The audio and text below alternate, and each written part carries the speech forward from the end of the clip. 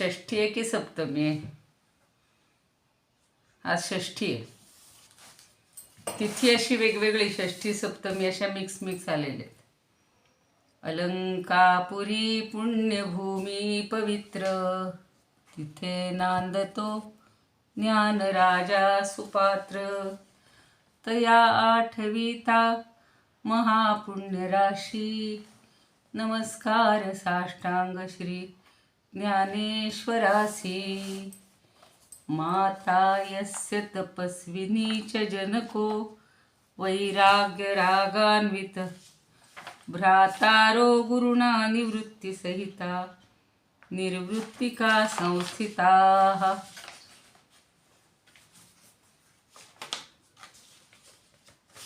ज्ञातुं ज्ञानरसं येन जगति, ज्ञानेशरूपं धृतं वन्दे तं करुणाकरं प्रभुवरं श्रीसंत ज्ञानेश्वरं. श्री संत ज्ञानेश्वरं. ज्ञानेश्वर महाराज की जय. पंढरीनाथ भगवान की जय. आज पुन्हा एकदा हे म्हणूयात, श्री सूक्त सगळेजण म्हणूयात. आज षष्ठी आणि सप्तमी, म्हणजे सप्तमी उद्या आहे. आता ते वाचत होते दादांनी पाठवलेलंच, की अशा दोन्ही तिथी एकेका दिवशी येत आहेत, त्यामुळं सामान्यांचा घोटाळा होतो. ते सप्तमी अष्टमी एकत्रित येत आहेत, अष्टमी नवमी एकत्रित येत आहेत. पण आज महत्त्वाचं म्हणजे सरस्वतीची स्थापना किंवा सरस्वती देवीची प्रार्थना करण्यास आजपासून तिची स्थापना केली जाते. 3 दिवस असते, षष्ठी सप्तमी अष्टमी. तर म्हणून आज तिची पण आपल्याला हे करायची, आराधना करायची. सर्वांना सरस्वती म्हणजे या तिन्ही देवता, महालक्ष्मी, महाकाली आणि महासरस्वती. जसं जम्मूला म्हणजे कटराला वैष्णोदेवीच्या इथे या तीनही देवी असतात, तशाच बऱ्याच ठिकाणी या तीनही देवी असतात. पण खूप ठिकाणी महालक्ष्मी आणि महाकाली अशा 2 असतात, काही ठिकाणी या तीनही असतात. पण सरस्वतीची आपल्याला उपासना जास्त करायला हवी आहे. लक्ष्मी तर हवीच आहे, पण लक्ष्मी ही तशा अर्थानं नश्वर आहे आणि सरस्वती ज्ञान हे जास्त चिरंतन टिकतं. म्हणून आपण सरस्वतीची उपासना करूया. सरस्वतीचं स्तोत्र म्हणतीये. आपल्याला सगळ्यांना माहिती आहे की विद्येची आणि ज्ञानाची अधिष्ठात्री देवता म्हणजे सरस्वती. आणि या सरस्वती देवतेला म्हटलं आहे, आता जे स्तोत्र म्हणणार आहे आपण, की हे भगवती सरस्वती देवी, तुझ्या 2ही चरणांना मी वंदन करतो किंवा करते. तव नवमी सरस्वती पादयुगम. जे आपण पायाला पडतो म्हणतो, म्हणजे एका पायाला पडत नसतो, तो 2ही पायांनाच वंदन करत असतो. पण त्या रचनेमध्ये असं म्हटलेलं आहे. आणि हे स्तोत्र काही शंकराचार्यांनी रचलेलं नाही, ते अज्ञात ऋषींनी रचलेलं आहे. शिवाय जसं काल म्हटलं होतं महालक्ष्मीचं सुद्धा, की सगळ्या देवतांनी तिची स्तुती केलेली आहे. तसं सूर्य, रुद्र, ब्रह्मदेव, विष्णू यांनी ज्याचं स्तवन केलेलं आहे, जिचं स्तवन केलेलं आहे, आणि ज्याच्यावर विशेष प्रकारच्या गंधाचा किंवा कुंकवाचा हा दाट लेप दिलेला असतो. काही ठिकाणी दाखवत आहेत बघा हल्ली पूजा. तर अशा चरणद्वयांना मी वंदन करतो किंवा नमस्कार करतो. आणि या चरणद्वयांची विशेषणं सगळी या स्तोत्रात सांगितलेली आहेत. मुख्य म्हणजे पदयुग्म म्हणजे 2 पाय, तर युग्म म्हणजे जोडी. अनेक रत्नांच्या मनोहर कांतीप्रमाणे आहे, म्हणजे की तेजस्वी आहेत तिची चरणद्वय, की एखाद्या रत्नाच्या कांतीसारखी तिचे ते आहेत चरण. आणि त्या चरणयुगाचं दर्शन हे काय करतं, तर संतती, संपत्ती हे सगळं आपल्याला प्राप्त करून देत असतं. शिवाय चरणयुग्म हे जडलोकांचं आश्रयस्थान आहे. जड म्हणजे आपले हे नाशवंत.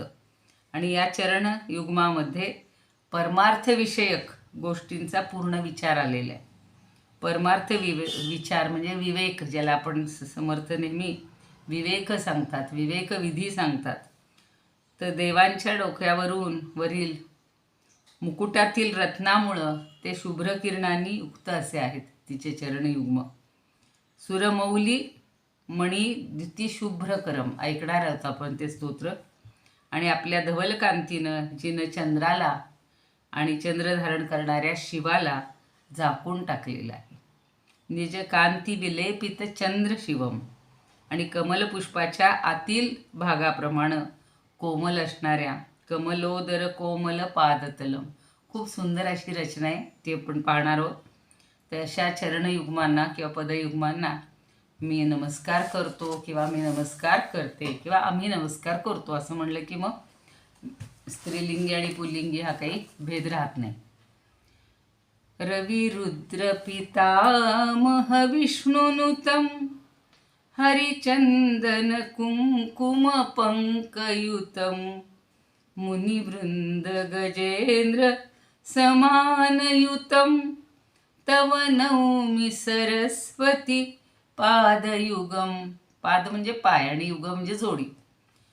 शशी शुद्ध सुधा हिम धामयुतम शरदंबर बिंब समानकरम बहुरत्न मनोहर कांतियुतम तव नौमि सरस्वती पादयुगम कनकाब्ज विभूषित भूतिभवम भवभाव विभाषित भिन्नपदम प्रभुचित्त समाहित साधुपदम तव नौमि सरस्वती पादयुगम भवसागर मंजन भीतिनुतम प्रतिपादित संतति कारमिदम विमलादिक शुद्ध विशुद्ध पदम तव नौमि सरस्वती पादयुगम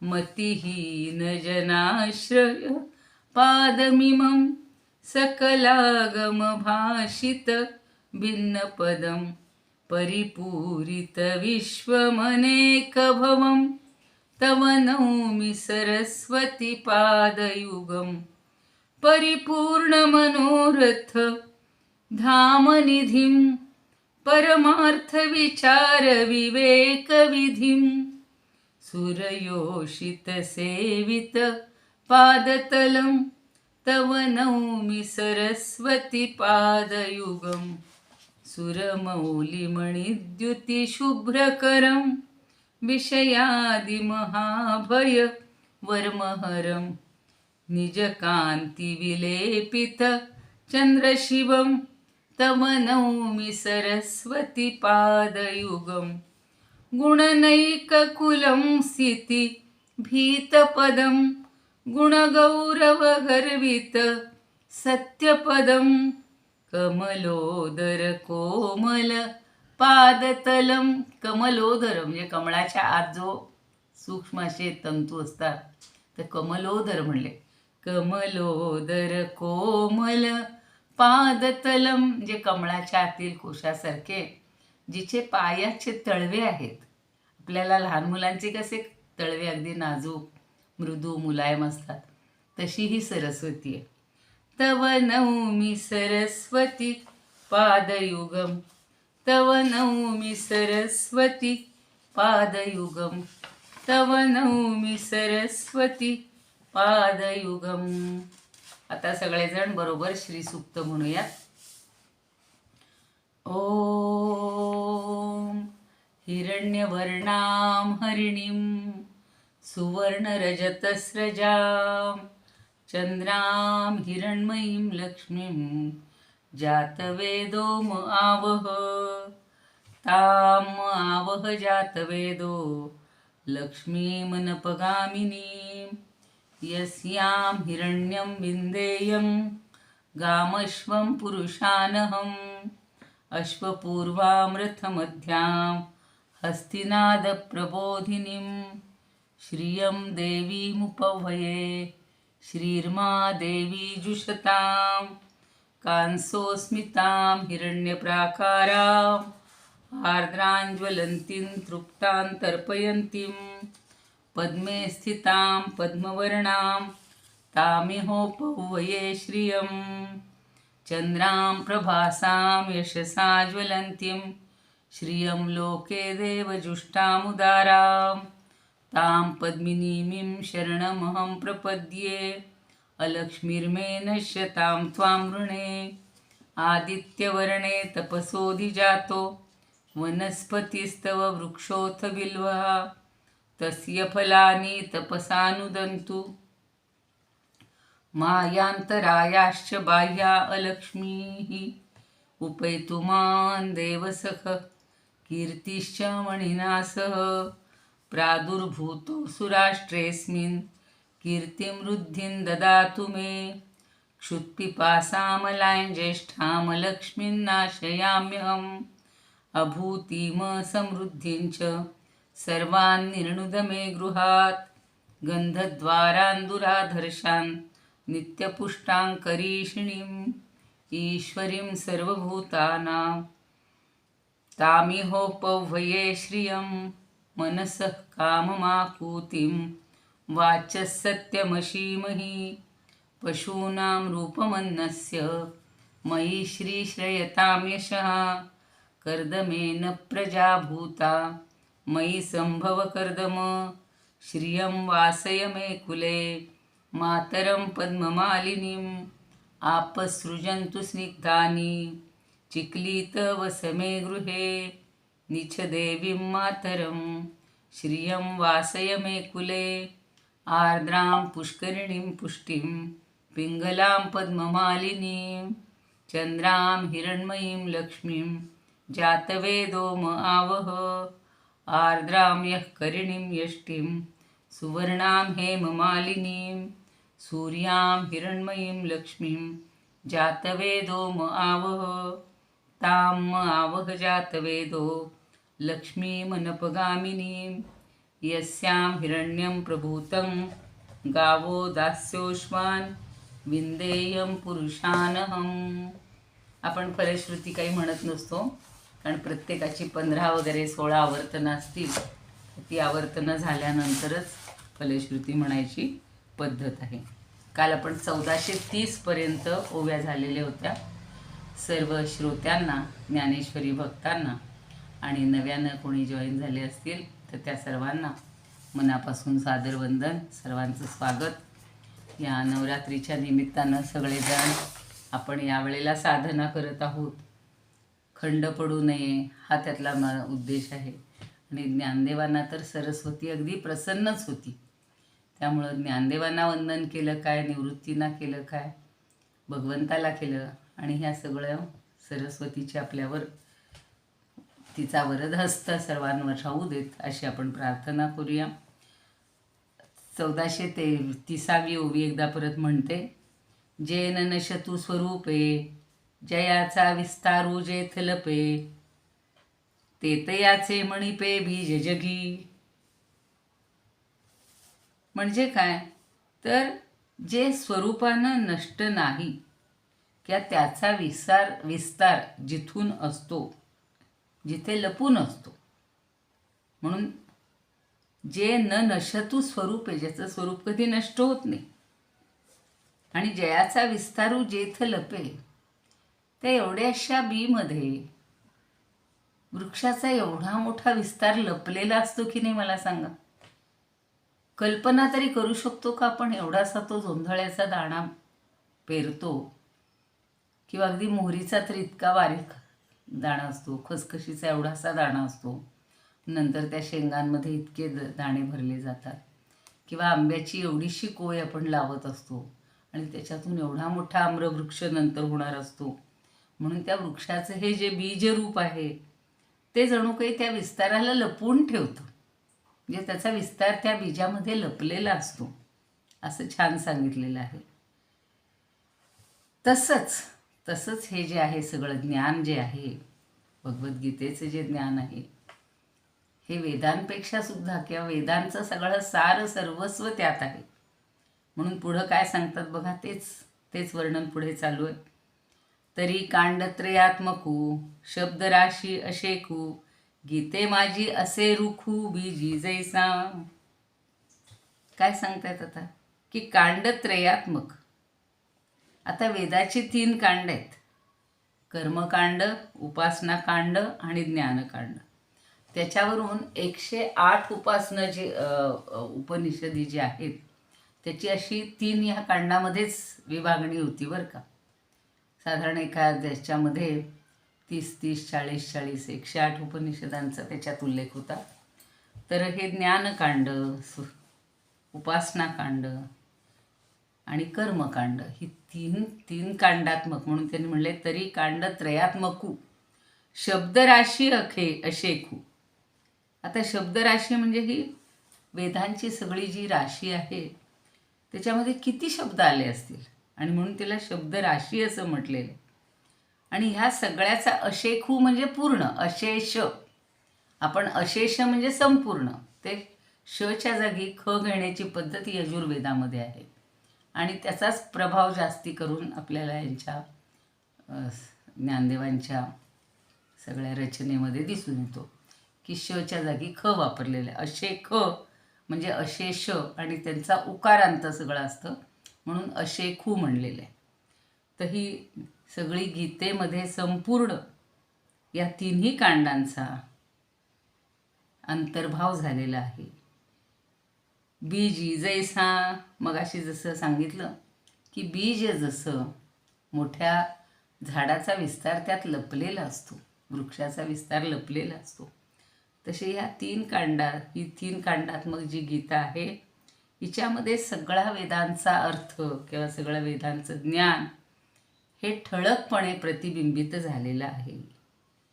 बिंबित झालेलं आहे सगळं त्याच्यात आहे.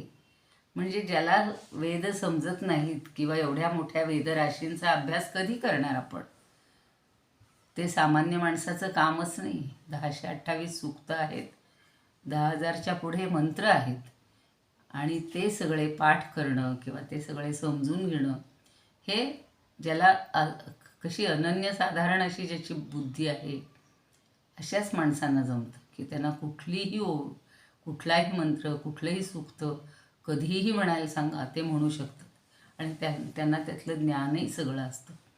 म्हणून मग आपल्याकडे काय झालं की ऋग्वेद शिकणारे ऋग्वेदी, वेदव्यासांनी तो सगळ्यांसाठी सोय करून ठेवली की सगळ्या राशी काही एकट्याला पाठ करणं शक्य नाही. म्हणून मग त्यातले ऋग्वेदाचे मंत्र वेगळे काढले, यजुर्वेदाचे यज्ञासाठी मंत्र वेगळे काढले, गायनासाठी जे आहेत ते सामवेदासाठी बाजूला काढले आणि मग जे आरण मारण किंवा दैनंदिन जीवनात उपयुक्त आपले सगळे आजार वगैरे दूर करण्यासाठी असे जे मंत्र आहेत ते सगळे अथर्ववेदामध्ये आहेत. तर ह्या सगळ्याचा हे काय म्हणू आपण बिंब हे या भगवद्गीतेत पडलेलं आहे. म्हणून वेदांचे बीज, बघा पुन्हा तेच सांगतात, म्हणून वेदांचे बीज श्रीगीता होय हे मज गमे आणि सहज दिसतही आहे. म्हणून हे वेदांचं बीज म्हणजे श्रीमद भगवद्गीता आहे. किती छान सांगितलं बघा. मी असं सांगत होते की ज्याला हे 4 वेद जमणार नाहीत त्यांनी फक्त गीता आणि फक्त 700 श्लोक आहेत म्हणून गीता परिवाराने एक चांगला उपक्रम घेतला. सगळ्या जगभर याची हे झाला, प्रसार झाला आणि 700 श्लोक जो पाठ करेल त्याला सगळं वेदातलं ज्ञान प्राप्तच होईल ना. म्हणून सांगतायत ज्ञानदेव की श्रीमद भगवद्गीता हे वेदांचं बीज आहे असं मला वाटतं. श्रीगीता होय हे मज गमे आणि सहज. गमे म्हणजे वाटतं. तो उत्प्रेक्ष अलंकार असायचा बघा, लहानपणी शिकवायचे. जणू गमे भासे वाटे हे 4 शब्द आले की तो उत्प्रेक्ष अलंकार ओळखायचा. तसं इथं हा उत्प्रेक्ष अलंकारच त्यांनी वापरलेला आहे की म्हणून वेदाचे बीज श्रीगीता होय हे मज गमे आणि सहज दिसतही आहे. गमे म्हणजे वाटतं आहे आणि दिसतही आहे सहज, सहज दिसतही आहे अशी पुढची ओळ घ्यायची. सहजासहजी आपल्याला ते दिसतंय, जाणवतंय अशी ही गीता आहे आणि हे वेदांचं बीज आहे असं आपल्याला समजावून देत आहेत.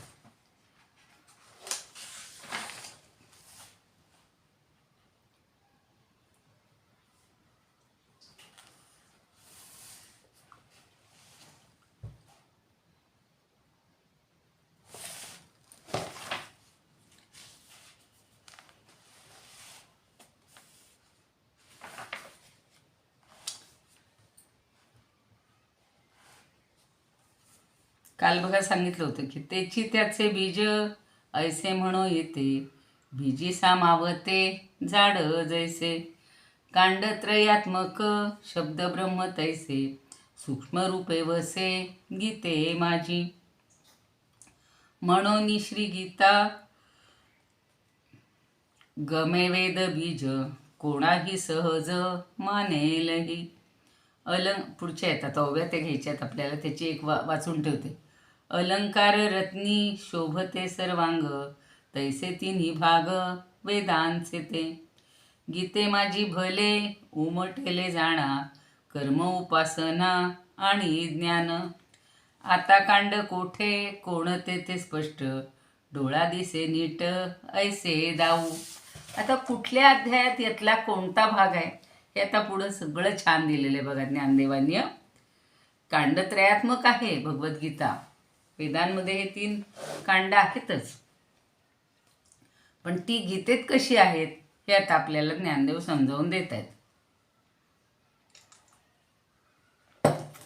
जे वेदाचे 3 भाग, गीते उमटली असती चांग, भूषण रत्नी सर्वांग शोभले जैसे.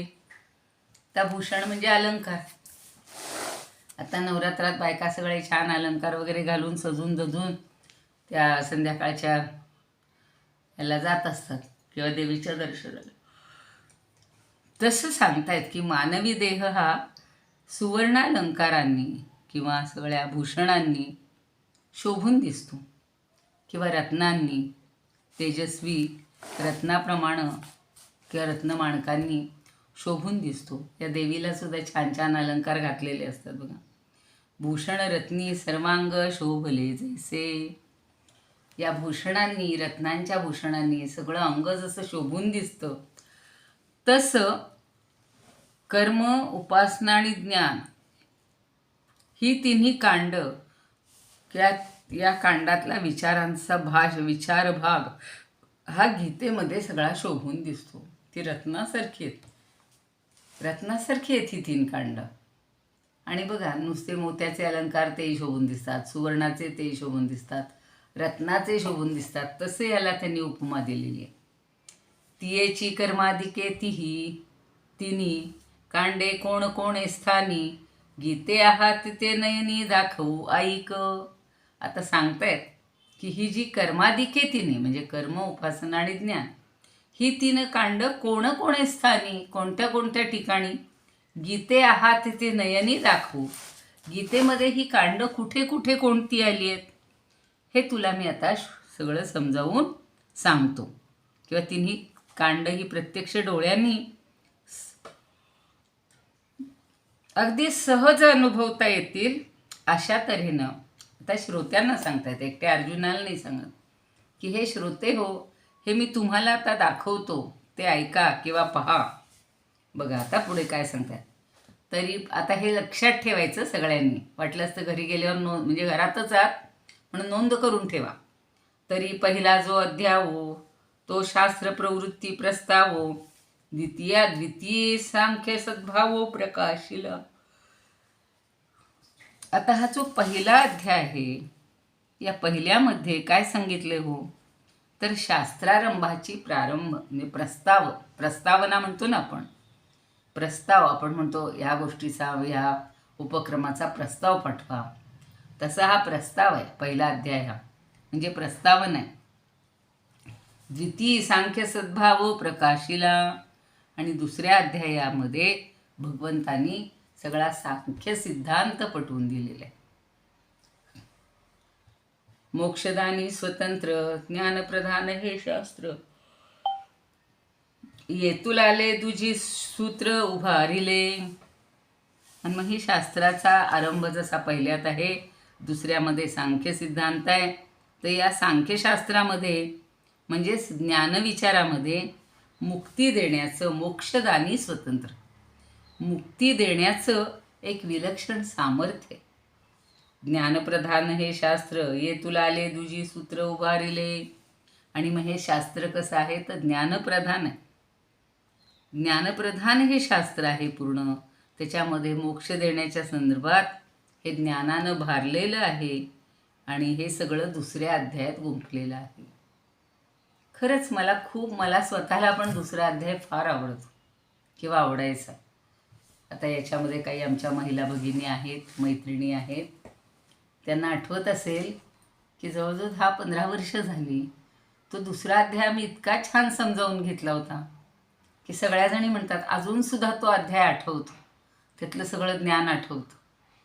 आणि बघा ना, आत्मज्ञानाची सगळी जी रूप हे आहेत, जे श्लोक आहेत किंवा नंतर स्थितप्रज्ञाचे जे आहेत, किंवा भगवंतांनी अर्जुनाला समजावून दिलेलं आहे की तू कशासाठी शोक करतो, शोक करणं किती व्यर्थ आहे.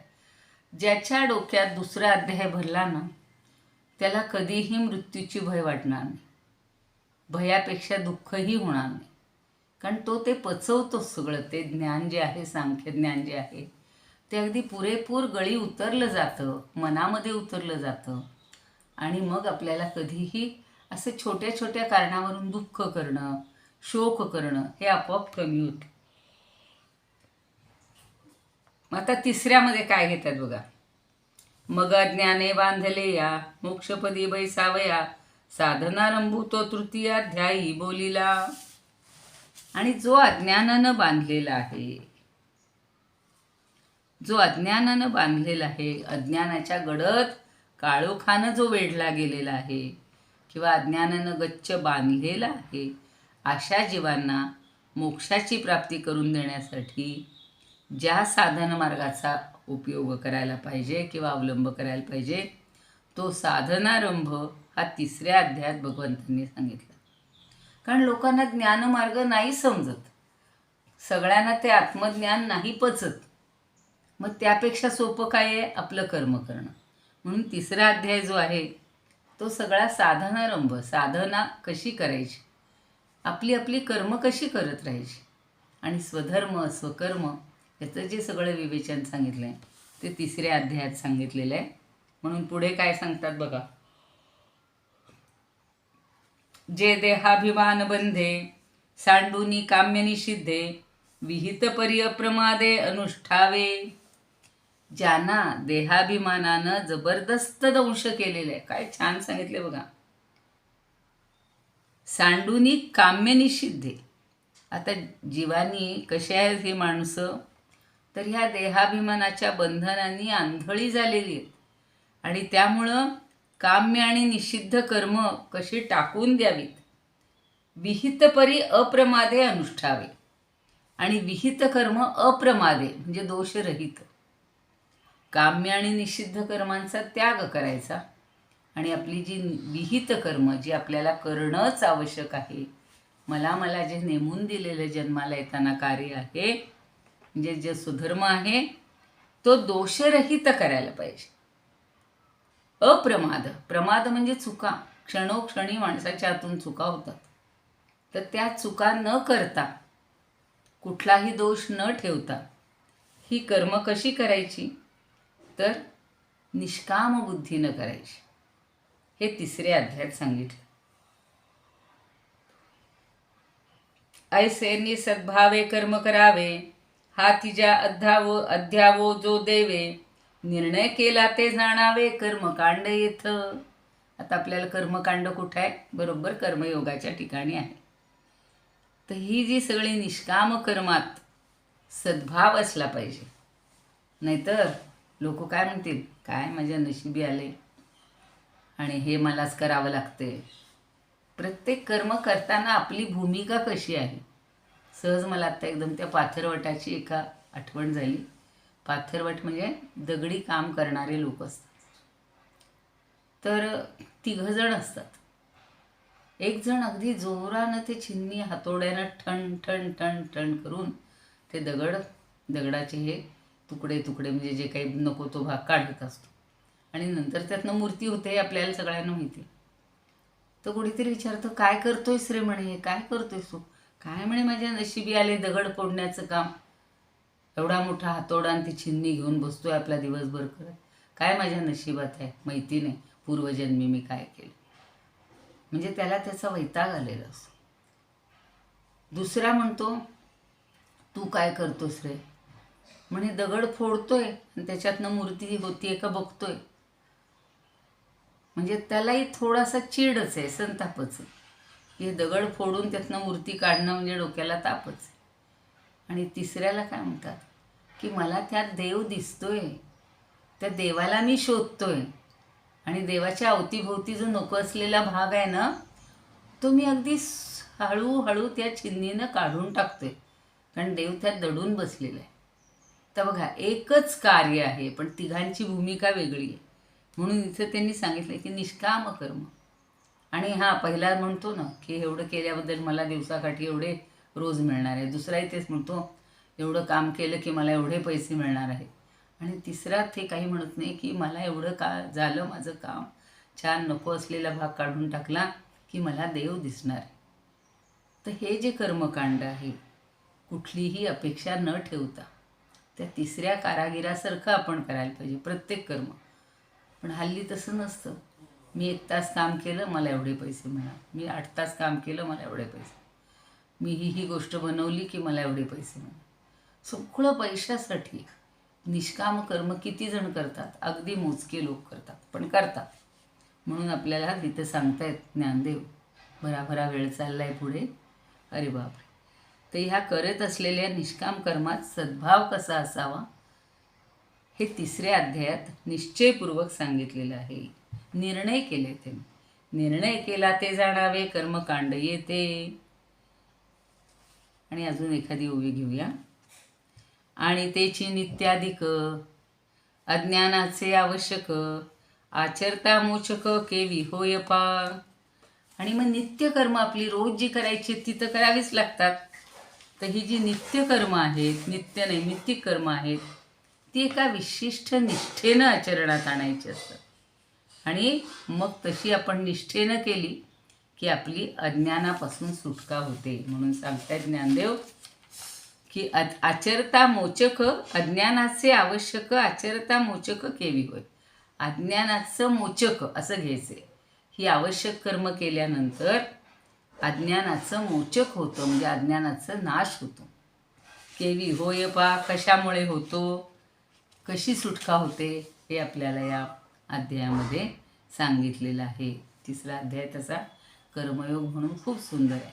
नाही बाकीच्यांना काही आवडलं तर निदान त्यांनी कर्मयोग आचरण करावं. बघूया याच्यावरच्या थोड्या होऊया.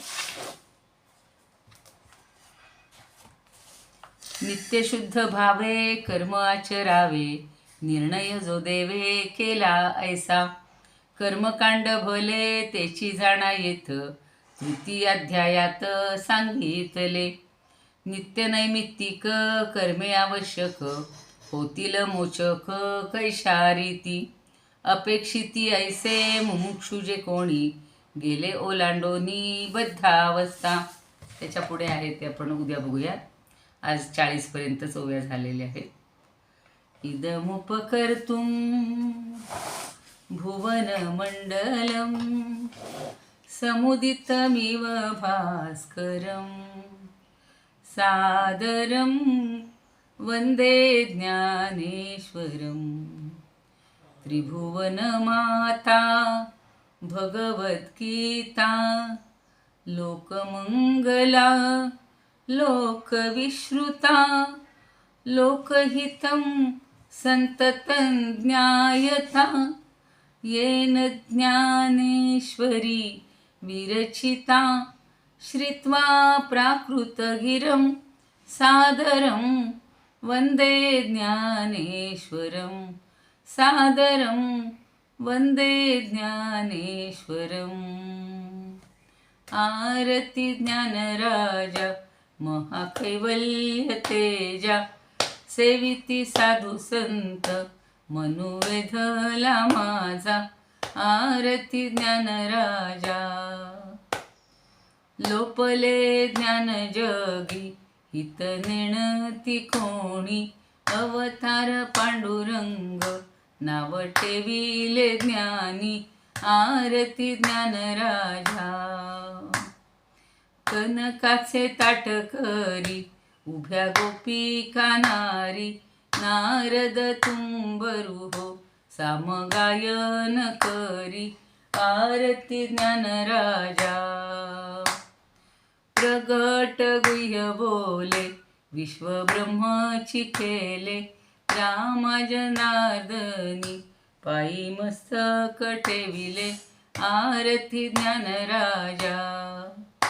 महाकैवल्य तेजा सेविती साधू संत, मनुवेधला माझा आरती ज्ञानराजा.